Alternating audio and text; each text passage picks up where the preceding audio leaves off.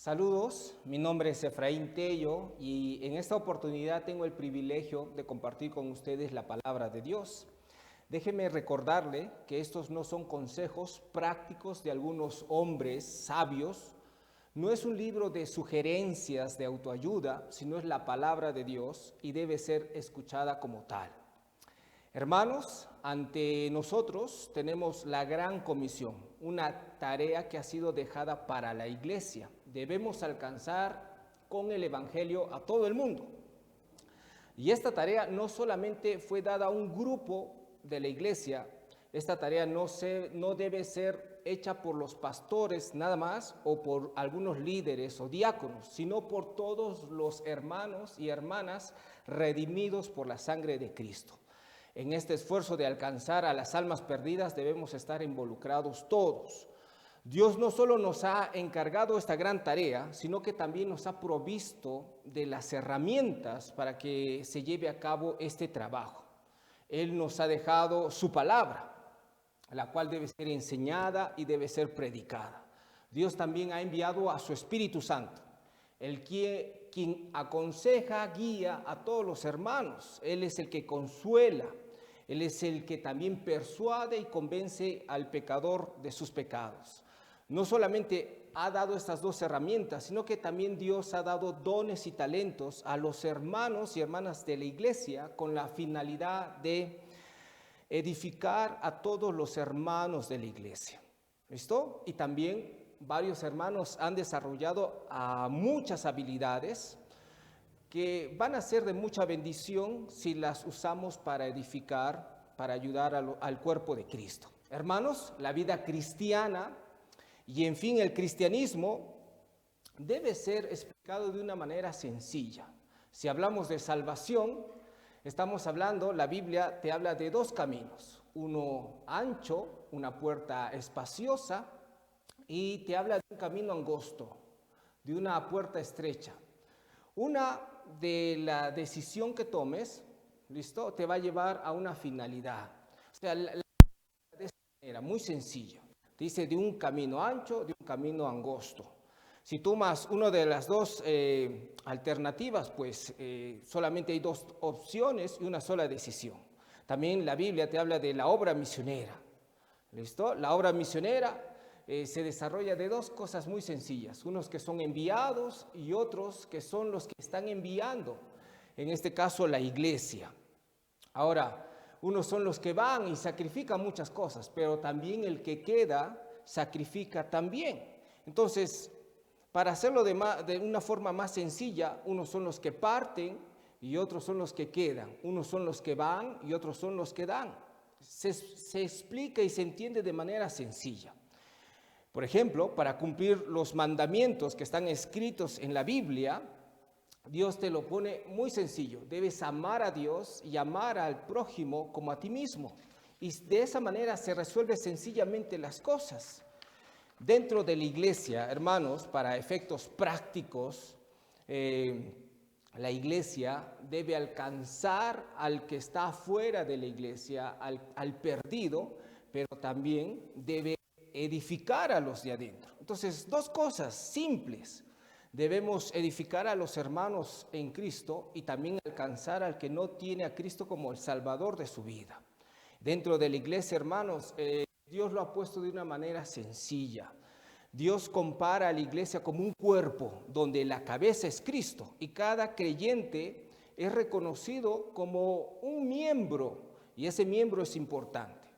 Entonces, hermanos, por ejemplo, hoy en día yo estoy usando una corbata y este es un complemento nada más, es un adorno, pero el cristiano, el hermano de la iglesia no es un adorno, no es un complemento, es un miembro. Yo no puedo venir en este día sin usar mis piernas, dejando mis brazos, no, es parte de mí. Usted, hermano, hermana, es un miembro de la iglesia, no es un adorno, no es un complemento.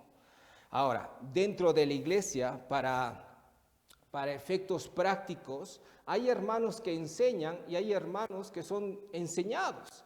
Hay hermanos que son los maestros y otros son los que están siendo los discípulos.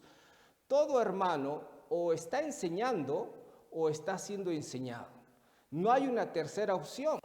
Alguno dirá, pastor, yo llevo tiempo en la iglesia, pero yo no estoy enseñando. Usted está enseñando, hermano. No, pastor, no he dado una lección. Usted está enseñando a no hacer nada, pero está enseñando. Todos enseñamos. Todos hacemos esta parte. Entonces, los hermanos que son nuevos en la fe, no se sienta mal si todavía no está ejerciendo una posición de liderazgo enseñando a otros. Usted está aprendiendo. Y mientras está aprendiendo, tiene que usted seguir estas recomendaciones. Pregunte de todo, vaya creciendo. Entonces, hermanos, los miembros mayores, los miembros más antiguos, los que tenemos más tiempo en las cosas de Dios, debemos ayudar al hermano mentor, al hermano menor. Y para esto Dios ha provisto a varios hermanos con dones de exhortación, de enseñanza. Hay hermanos que tienen ese don de consuelo. Ok, y estos hermanos los vamos a llamar mentores. Estos hermanos, el cual hace de tutor, de hermano mayor, es importante dentro de la iglesia. ¿Listo, hermano? Dentro de la iglesia. Entonces, en toda la Biblia podemos ver varios ejemplos acerca de uno enseñando y uno siendo enseñado. Por ejemplo, en la vida de Timoteo, Pablo fue su maestro, su mentor. En la vida de Eliseo, Elías fue su mentor. En la vida de Josué, Moisés fue su mentor. En la vida de los apóstoles, Jesús fue su mentor, su maestro, su pastor. En la vida de Pablo, Cristo mismo fue su mentor. Y Pedro fue el mentor, el maestro de Juan Marcos. Y tú puedes ver esa relación de alguien que enseña y otro que es enseñado. Y después, hermanos, el que ha sido enseñado toma la posta y la pasa, sigue haciendo lo mismo con otros menores. Entonces, hermanos, de esta manera la iglesia puede seguir adelante. Es su iglesia. Es verdad que varios hermanos vienen de diferentes iglesias por motivo de trabajo o que se han mudado. Hermanos, en la iglesia que usted está asistiendo, usted es miembro de esa iglesia. Obviamente, quizás usted ha nacido espiritualmente en otra iglesia, tiene una relación con su pastor especial, muy estrecha, lo recuerda con mucho cariño, pero en la iglesia que usted asiste, en la iglesia local, usted debe estar trabajando, usted es miembro ahí. Entonces, hermano, usted es una parte importante. Otra vez, usted no es un adorno, no es un complemento, usted es un miembro. Como maestro y como tutor que ya debe estar haciendo, usted debe tener algunas cualidades. Y en esta mañana quiero repasar con ustedes, hermanos, las cualidades, algunas características de los mentores. ¿Listo? Los mentores, ese hermano mayor. Cuando hablamos de mentores, estamos hablando de un hermano mayor. ¿Listo? Entonces, número uno, característica número uno. Un mentor debe estar llevándote continuamente a la presencia de Dios. ¿Listo? Eso es lo que hace un hermano mayor. Continuamente te lleva a la presencia, a los pies de Cristo. Eso es lo que es el propósito del mentor. Te lleva a Cristo. Porque a los pies de Cristo, a la presencia de Dios, hay sabiduría, hay consuelo. ¿Listo? Por ejemplo, en Gálatas capítulo 3, el versículo 24, Gálatas capítulo 3, 24, dice, de manera que la ley ha sido nuestro ayo para llevarnos a Cristo a fin de que fuésemos justificados por la fe. Podemos ver, hermanos, que la ley no fue dada para que el cristiano sea salvo por medio de ella, para que el hombre alcance la salvación cumpliendo esos mandamientos. La ley fue añadida para llevarnos a Cristo. Es el ayo. Ayo significa tutor, nodriza, alguien que te cuida con la finalidad de llevarte después a un fin, ¿no? A tus padres. Ok. Entonces, la Biblia dice que la ley era ese propósito, llevarnos a Cristo. Eso es lo que hace un tutor. No es el fin, no es llevarse la gloria y la honra, ni ponerse en el lugar de Cristo, sino te lleva a Cristo. Es lo que hace un tutor. Ahora, revisemos un poquito la Biblia. En Mateo capítulo 24, versículo 15, hay hombres que tienen esa posición de liderazgo y en el tiempo de Cristo habían fariseos que hacían estas cosas. Dice, ay de vosotros escribas y fariseos hipócritas, porque recorréis mar y tierra para hacer un prosélito, un seguidor. Y una vez hecho, lo hacéis 2 veces más hijo del infierno que vosotros. Ellos se esforzaban, dice Jesús, se esforzaban para conseguir un discípulo. Y lo encontraban y lo hacían 2 veces más hijo del infierno. Él les enseñaban mal la palabra del Señor. En Lucas capítulo 11, versículo 43, dice, ay de vosotros fariseos que amáis las primeras sillas en las sinagogas y en las saludaciones de las plazas. Lucas 11, 43.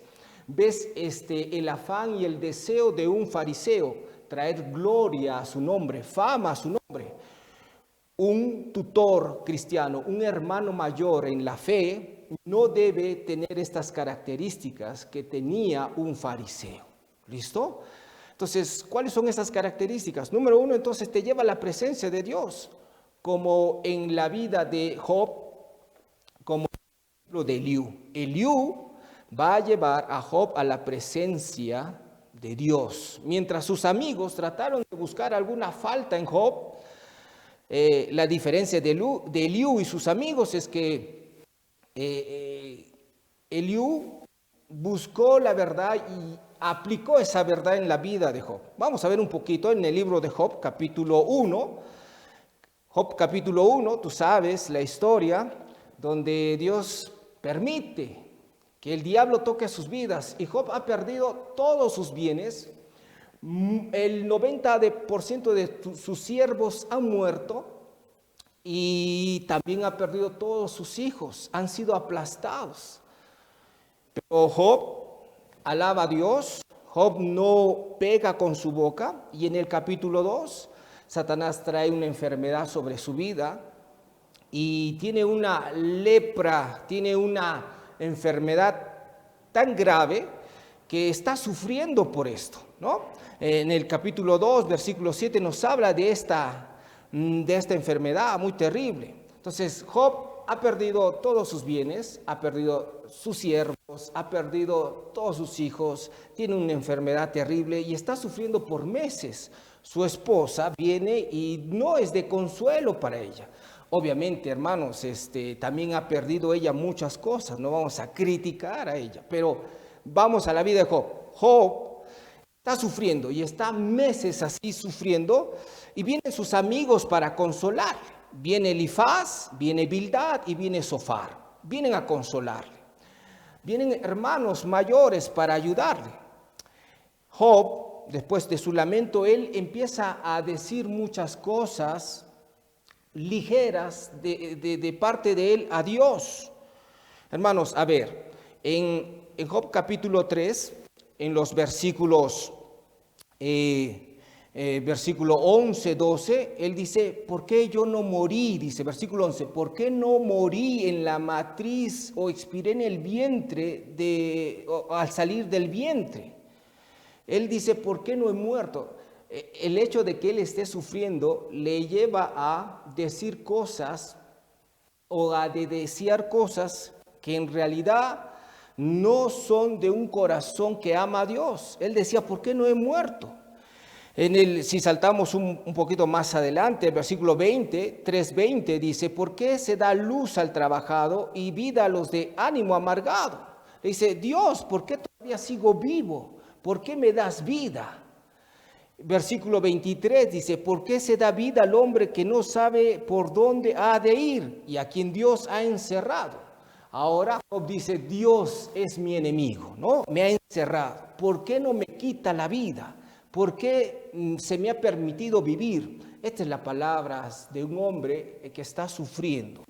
Job necesita ser consolado, Job necesita ser llevado a la presencia de Dios, pero sus amigos no hacen esto. Sus amigos se basan en sus argumentos, su consuelo, uno en la experiencia, uno en la tradición y otro usa el legalismo. Vamos a ver un poquito a Elifaz. Elifaz, en el capítulo 4, él dice, bueno, he venido para consolar a Job, pero después de estas palabras y viendo el razonamiento de estos 3 hombres, ellos estaban basándose en que Job sufría por causa de sus pecados. Algo hizo Job, porque por nada está sufriendo. Job, en el versículo 8, dice así: porque yo he visto los que aman iniquidad y siembran injuria, la ciega. Yo he visto, eso es lo que dice Elifaz. Se está basando en una experiencia propia. En el 5:3, yo he visto, dice, al necio que echaba raíces y en la misma hora maldije su habitación, yo he visto. Y continuamente, si uno va al 15, capítulo 15, versículo 17, Elifaz sigue hablando y dice: escuchadme, yo te mostraré y te contaré lo que he visto. Entonces, ¿qué hace Elifaz? Trata de consolar a Job, que está sufriendo todas las pérdidas que tuvo, todo el sufrimiento que está teniendo, pero lo hace mal. Parte a partir de su experiencia personal. El problema con la experiencia es que no podemos hacer de una experiencia personal una regla general. No podemos aplicar lo que a nosotros nos ha servido, probablemente a otros no les sirva. Tenemos que ir a la palabra de Dios. A ver, ¿qué hace Bildad, su otro amigo? Bildad se va a basar en las tradiciones. En Job capítulo 8, versículo 8, dice: porque pregunta ahora a las generaciones pasadas y disponte para inquirir a los padres de ella. Pregunta a las generaciones pasadas. En otras palabras, mira a todas las personas sabias, a todos los hombres, y inquiere, ¿no? Pregunta a ellos. Las tradiciones, hermanos y hermanas, se hacen o parten a partir de todas estas experiencias de hombres y hombres que no conocen muchas veces a Dios. Entonces, Bildad se basa en los argumentos de otros, en las tradiciones de otros. Y no podemos, hermanos, basar nuestro consuelo, nuestras palabras para otras personas como hermanos mayores, usando las tradiciones. Tenemos que ir a la palabra de Dios. La experiencia de un hombre o de una multitud de hombres no deben opacar o reemplazar la palabra de Dios. La palabra de Dios está por encima de la experiencia personal o la experiencia de otros hombres, la tradición. A ver, ¿qué dice Zofar? Zofar usa el legalismo. En el capítulo 11, versículo 2, 3, el versículo 4 y 5, él va a mostrar un ataque terrible a Job. En el versículo 6 dice así, y dice: y te declararán los secretos de la sabiduría, que son de doble valor que las riquezas. Conocerás entonces que Dios te ha castigado menos de lo que tu iniquidad merece. En otras palabras, Zofar dice: tú estás sufriendo menos de lo que en realidad tú mereces. O sea, no es suficiente que hayas perdido todo, que todos tus hijos hayan muerto, tú mereces sufrir más. Es muy legalista Zofar. Y estos vinieron a consolar a su amigo. Entonces, hermanos, en la vida cristiana va a pasar estas cosas. Vamos a necesitar de un hermano, de una hermana, ¿listo? Un hermano mayor que va a traer consuelo a su hermano, que va a dar dirección, que va a dar un consejo. Por supuesto, se va a necesitar de estos hermanos, pero no como los amigos de Job, no como Elifaz, que argumenta, que se apoya en su experiencia, o Bildad en la tradición, o Zofar en el legalismo. No se puede hacer estas cosas, ¿listo? Hay que ser como Eliú. Eliú se va a partir en base a la verdad revelada, en base a lo que hoy día tenemos nosotros, la palabra de Dios. Entonces, característica número 1, un mentor te debe llevar a la presencia de Dios, debe llevarte a la Biblia. Cuando un hermano te dice: pastor, ¿qué hago con este trabajo que me están ofreciendo? Me va a llevar, va a hacer que yo no me congregue los domingos. Entonces, ¿cómo respondemos nosotros? Hermano, ¿qué dice la Biblia? A cada problema, cada cosa un consejo que nos pidan algún hermano menor, siempre decimos, ¿qué dice la Biblia? ¿Qué aconseja la Biblia? Y hay que revisar. De esa manera, hermanos, los estamos llevando a los pies de Cristo. Ok. Otra característica de un mentor, de un hermano mayor, es que, número 2, continuamente usará la verdad y la gracia para curar. Mira, vamos a ver a Eliú qué es lo que hizo. Entonces, Eliú, a diferencia de los amigos de Job, él no se apoya ni en la experiencia, ni en la tradición, ni tampoco va a usar el camino del legalismo. Él va a partir desde la verdad, desde lo que habló Job, y va a empezar a decirle, tú has dicho. No condenó a Job, ¿listo? No condenó a Job, pero usó la verdad. Y a veces la verdad es molesta, ¿no? A veces la verdad es un poco irritable, pero es verdad. Y esa verdad es como un cicatrizante que necesita ser echada en la herida. ¿Listo? A ver, la Biblia dice en Mateo capítulo 15, versículos 18 y 19. Dice, Jesús hablando, pero lo que sale de la boca, del corazón sale, y esto contamina al hombre. Porque del corazón salen los malos pensamientos, los homicidios, los adulterios, las fornicaciones, los hurtos, los falsos testimonios, las blasfemias. Job había dicho muchas cosas, había insinuado que él era más justo que Dios al probarle de esa manera, al dejarle sufrir, al enviarle estas cosas en palabras de Job, entonces él decía, Dios es injusto. Y él se hacía más justo que Dios. ¿Listo? Entonces, la voz, ¿no? Nuestras palabras revelan lo que hay en el corazón. Es lo que dice nuestro Señor. Y esto es lo que estaba manifestando Job. Entonces, pero Eliú no lo va a condenar, va a decir sus palabras. Él les va a recordar sus palabras. Vamos a Job capítulo 33, versículo 8. Job 33, 8. Vamos a revisar unos versículos que dicen aquí. 33, 8 dice, de cierto tú dijiste a oídos míos, y yo oí la voz de tus palabras que decían. 9, yo soy limpio y sin defecto, soy inocente, no hay maldad en mí. Eliú le está recordando a Job, mira, tú has dicho estas cosas. Versículo 10, he aquí que él buscó reproches contra mí y me tiene por su enemigo. Versículo 11, puso mis pies en el cepo y vigiló todas mis sendas. En otras palabras, lo que está diciendo Eliú, tú has dicho que tú eres inocente y Dios es injusto, que tú eres limpio, sin defecto, que no hay maldad en ti. Y que estás poniendo a Dios como un injusto, que estás poniendo a Dios que no sabe hacer las cosas y ha puesto tus pies en el cepo, o sea, es tu enemigo. Y es más, no te ha dado salida porque ha vigilado todas tus sendas. O sea, Job ha hablado ligeramente, ¿listo? Ligeramente, y Eliú le está recordando estas palabras. En el capítulo 33, versículo 12, dice, he aquí, en esto no has hablado justamente. Yo te responderé que mayor es Dios que el hombre. Versículo. Porque estamos Job 33, 13. ¿Por qué contiendes contra él? Porque él no da cuentas de ninguna de sus razones. Dios es soberano, él hace las cosas, le está aconsejando.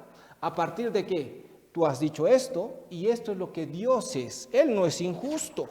Ahora, saltemos a Job capítulo 34, versículo 5. Porque Job ha dicho, yo soy justo y Dios me ha quitado mi derecho. Sigue diciendo Eliú, tú has dicho tus palabras. Dios me ha quitado mi derecho.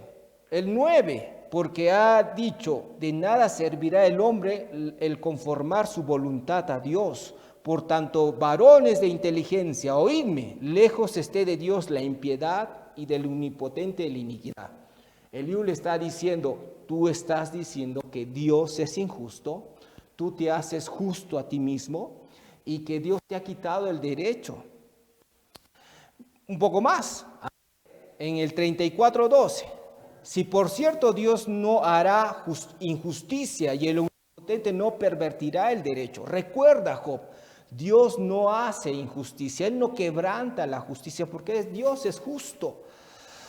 En el 35:2, ¿piensas que es cosa recta lo que has dicho? Más justo soy yo que Dios, porque dijiste, ¿qué ventaja sacaré de ello? ¿O qué provecho tendré de no haber pecado?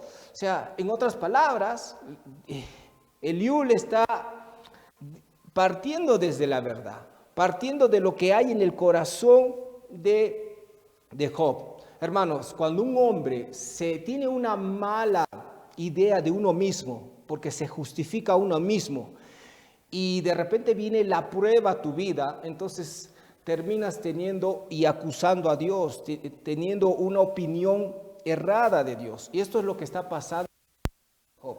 Tú ves a Job en el capítulo 1 siempre preocupado por sus hijos, siempre diciendo, voy a hacer estos sacrificios porque quizás mis hijos han pecado. Pero tú no lo ves preocupado por él, sacrificando, haciendo cosas para él mismo, para arreglar su vida. No lo ves así, siempre justificándose. Y así es el hombre hoy en día, que tiene una mala percepción de uno mismo. Se dice que es inocente, pero no hay justo ni a uno, ¿no? Entonces eso le está recordando Eliú. ¿Cómo debe ser entonces un hermano mayor? Un hermano mayor va a usar la verdad, va a usar la palabra de Dios como fuente para ayudarte, para llevarte a los pies de Cristo. No lo olvides. Y número 3, ¿qué otra característica debe tener el hermano mayor? Número 3, constantemente está dispuesto a ser confrontado, consolado y enseñado. Ok, vamos a revisar unos versículos más. En Job capítulo 4, Elifaz recuerda algunas cosas que Job era antes. En el versículo 3 y 4, mira las palabras que dice Elifaz de Job. Dice así, he aquí tú enseñabas a muchos y fortalecía las manos de los débiles, y al que tropezaba enderezaba tus palabras y esforzaba las rodillas de los que decaían. O sea, Job, antes de la prueba, era un hombre, era un hermano mayor, era un mentor de otras personas. ¿Qué hacía? Enseñaba a muchos, fortalecía las manos de los débiles, esforzaba las rodillas de los que decaían. Era un hombre, era un consejero. Era un hombre que ayudaba, pero ahora vino la prueba. Entonces, a veces, hermanos mentores, a veces, hermanos mayores, va a pasar lo mismo a ti y a mí. Y vamos a necesitar de otras personas. A ver, ¿qué características tenía Job? Vamos a revisar ahí en Job capítulo 29. ¿Listo? Job capítulo 29, el versículo 7 al 11. ¿Qué características tenía Job? ¿Listo? En Job capítulo 29, 7 al 11, cuando yo salía a la puerta a juicio y en la plaza hacía preparar mi asiento, los jóvenes me veían y se escondían y los ancianos se levantaban y estaban de pie. Los príncipes detenían sus palabras, ponían la mano sobre su boca.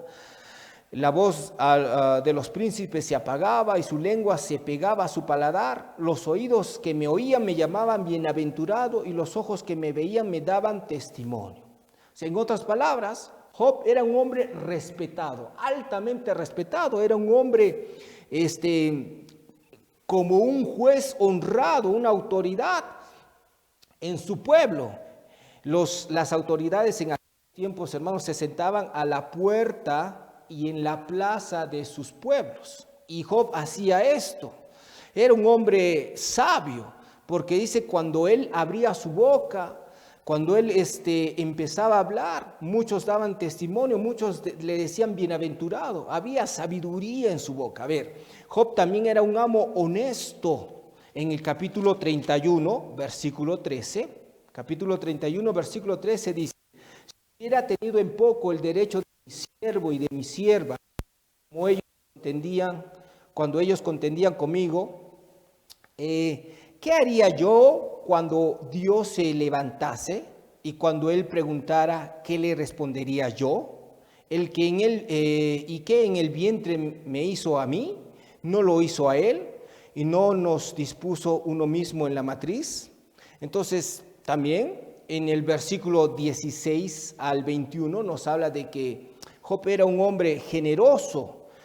Si estorbé al contento de los pobres e hice desfallecer los ojos de la viuda, si comí mi bocado solo y no comió el huérfano, de él el huérfano, entonces él está hablando acerca de que era bueno, de que era un amo generoso. Job, mira, altamente respetado, un juez honrado, un hombre sabio, un amo honesto, un hombre generoso.